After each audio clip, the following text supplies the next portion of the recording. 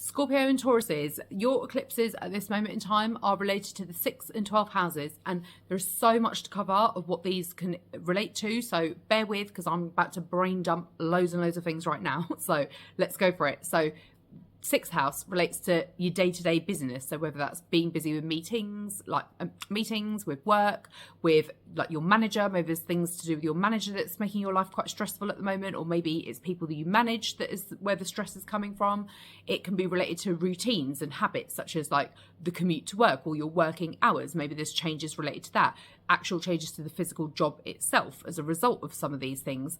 And big one is related to health. So around this time, people receive news around their health, which forces them to have to look at their lifestyle and the habits and the routines and things that they're doing that is linked to what's going on with your health. And actually, it's also a time where people embark on changes to their health, like willingly, where you're going to try and get fitter and make changes to your life in a more longer term way in that sense. So just some really quick examples of what the 6th house can be about, but the point of whichever one it is around stress, and either making you stress so that you can eliminate the things that are causing you stress by being more organized or delegating or giving certain things up. And this is where the 12th house comes in, because the 12th house is known as endings and isolation.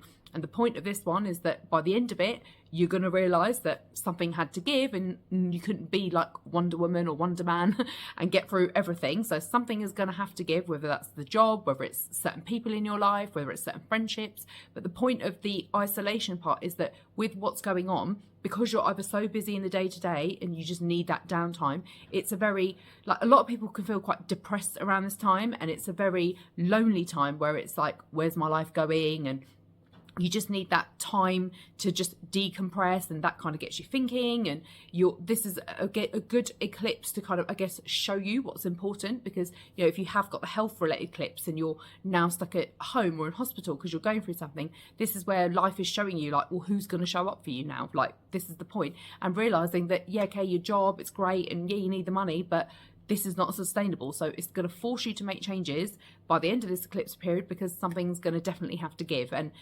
it's a tough one when people are going through these eclipses. Like, it can really feel depressing and quite lonely sometimes, and it's just really stressful. You know, none of this sounds like it's a good thing, but I promise you at the end of it, once you've got through it, it's like something related to, well, where your life is going, and making sure that it's going forward in a manner without the things that aren't serving you anymore is where you're going to get to. So hold tight, and it's going to be great by the time you move past it and can move on to better things.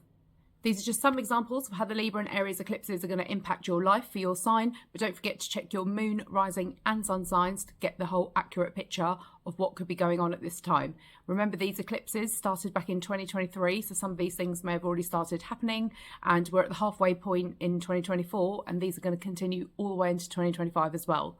You can find more detail on houses on my YouTube, TikTok or Instagram, and don't forget to save this post for future reference and give me a follow if you like my content.